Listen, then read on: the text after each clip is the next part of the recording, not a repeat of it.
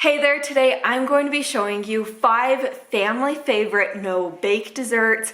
No-bake desserts are actually some of my all-time favorite desserts to make just because they're so easy to throw together. Just about anybody could make them and they're perfect for this time of year. So I hope you enjoy it and let's go get started.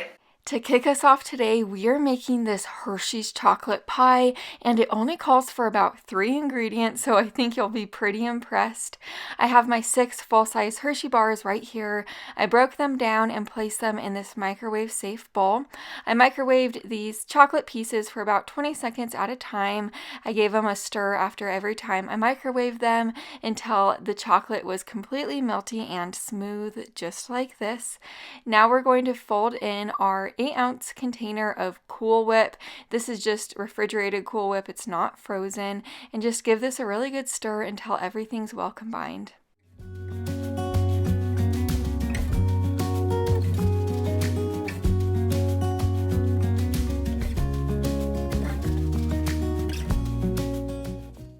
To make everything extra easy, I'm using a store-bought pre-made pie crust. It's about 6 ounces and a graham cracker pie crust, but you can make your own homemade graham cracker pie crust if you'd like. After I poured the chocolate pie filling right in there, I spread it out as even as possible. This is going to refrigerate for at least 4 hours to set up in the fridge. Here's Sweet Macy, my little helper today. Here is the pie. Once it was completely set up, I topped it with chocolate pieces and chocolate shavings. This has the perfect texture. It is absolutely delicious, and it really does taste like you spent hours and hours trying to make it, but it is the simplest recipe. Now we're making this perfect pineapple layered dessert. So to begin, we are going to start on the crust and the topping. I have about 1.5 sleeves of graham crackers in this bag. We are going to crush these graham crackers into fine pieces. I'm using a rolling pin to do so, or you could use a food processor, whatever you prefer.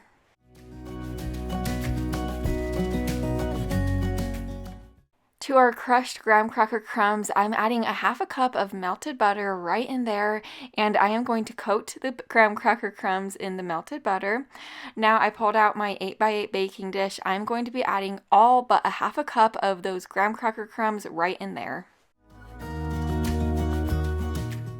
After I was finished pressing the crumbs down to make a crust on my baking dish, I set it to the side. Now to my electric mixer, we are going to combine our 1/4 cup of softened butter and our 6 ounces of cream cheese.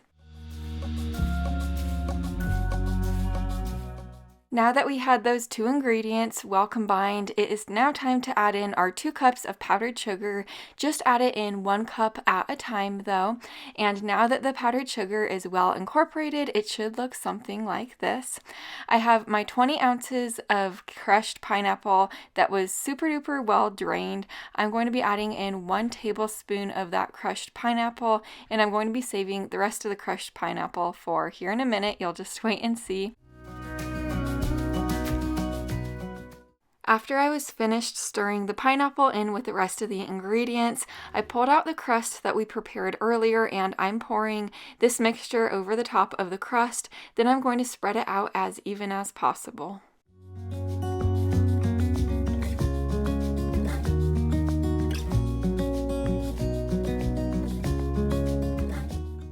Into this medium-sized bowl, you'll be adding an 8-ounce container of Cool Whip along with the remaining crushed pineapple that we used earlier. Fold those 2 ingredients together.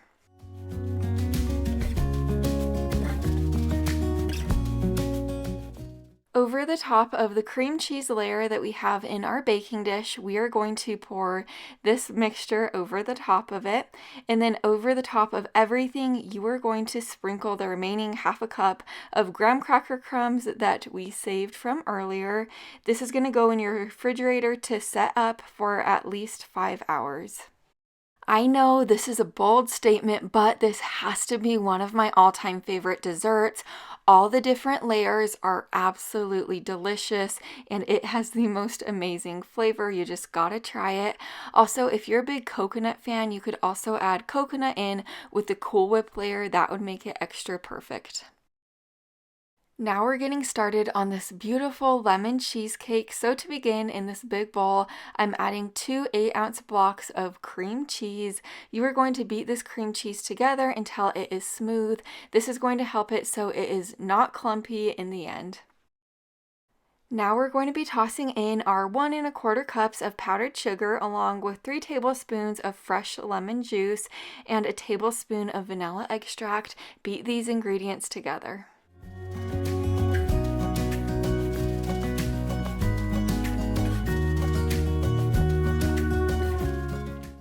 The very last thing I'm adding in is a 1/2 cup of heavy whipping cream. You are going to beat this together for about 2 to 3 minutes or until your mixture starts to look nice and fluffy, just like this. So now that it has gotten to this stage, it is time to add it into our pie pan. So of course, to make everything easy, I'm using a pre-made pie crust, but as always, you can make your own pie crust if you like.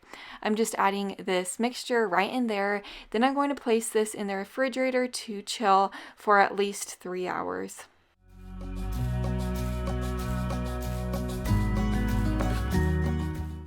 Once out of the refrigerator, I topped my cheesecake with fresh lemon zest, fresh lemon slices, and a little bit of Ready Whip. This is so amazing. My husband loves anything lemon, so he always devours this cheesecake. Peanut butter bars have always been a staple in my house and when I was growing up. So to get these peanut butter bars started, in my food processor, I'm adding 1 cup of salted pretzels along with 1 sleeve of graham crackers. I am going to process these together until they are kind of like crumbs. If you don't have a food processor, you could always bang these ingredients together with a rolling pin in a big Ziploc bag. But now that they are looking something like this, it's time to add in our other ingredients. So now I'm adding in our 1 cup of unsalted butter that was melted, along with 2 cups of powdered sugar and a 1.5 cups of creamy peanut butter. Mix all of these ingredients together.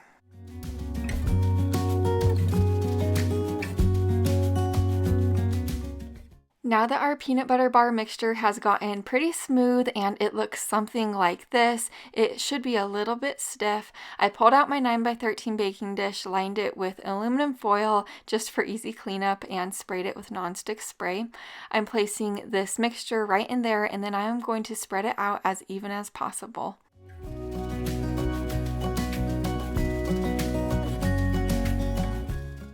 I'm going to set this to the side. Now we're going to be working on the chocolate topping. In this microwave safe cup, I added 10 ounces of semi-sweet chocolate chips along with 1/4 cup of peanut butter. I'm going to microwave this for about 30 seconds at a time, stirring it every time it's out of the microwave until it is completely smooth.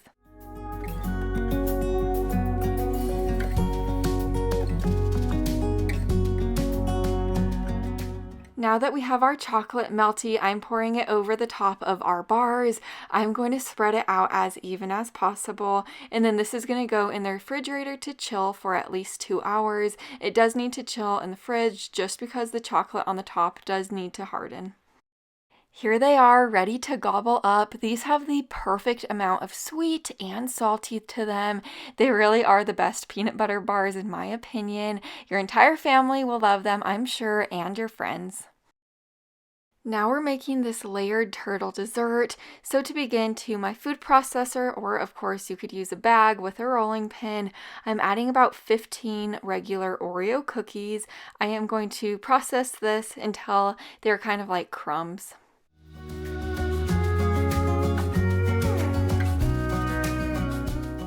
Now that it looks something like this, we're going to be removing about 1/2 cup of these Oreo crumbs for a little bit later on in the recipe. So go ahead and remove about 1/2 cup of the crumbs at this point and set them to the side. Over to my 8x8 baking dish, I'm adding the rest of the Oreo crumbs right in there, along with 1/2 cup of melted butter. Stir this all together and then press it into the baking dish to form a crust.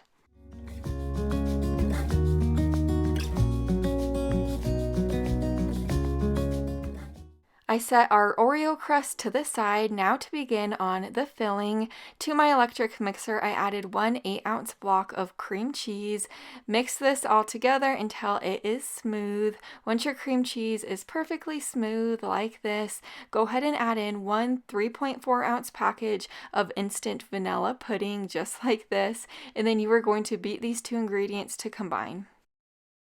At this point, you'll be adding in your 1 1/4 cup of milk. I do like to tell people to add it in about a tablespoon at a time until it is well combined, or else it will become clumpy. So make sure you do add that milk in super duper slow while you're mixing it together so it is not clumpy.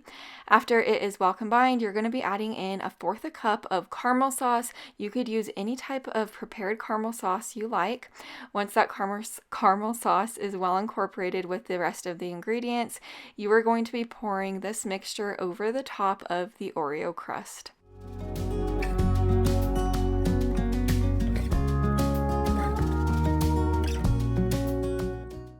Over the top of that layer, I'm sprinkling our reserved Oreo crumbs and I'm spreading them out as even as possible. Then over the Oreo crumbs, you're going to be drizzling your caramel. You could drizzle as much or as little caramel as you like. Just go to town with it. And then over the top of the caramel, you'll be sprinkling about 1/3 cup of chopped pecans. If you can't have pecans or you don't care for pecans, you could always leave them out. And then over the top of the pecans, I'm adding 8 ounces of Cool Whip. I'm just going to spread that over the top. I placed this in my refrigerator for at least 5 hours to chill and set up. Once it was out of the fridge, I topped it with some of these turtle bites. We get these from the grocery store and we really like them. I just cut those turtle bites into small pieces and it makes the top look really pretty. I also drizzled chocolate sauce and caramel sauce over the top of everything.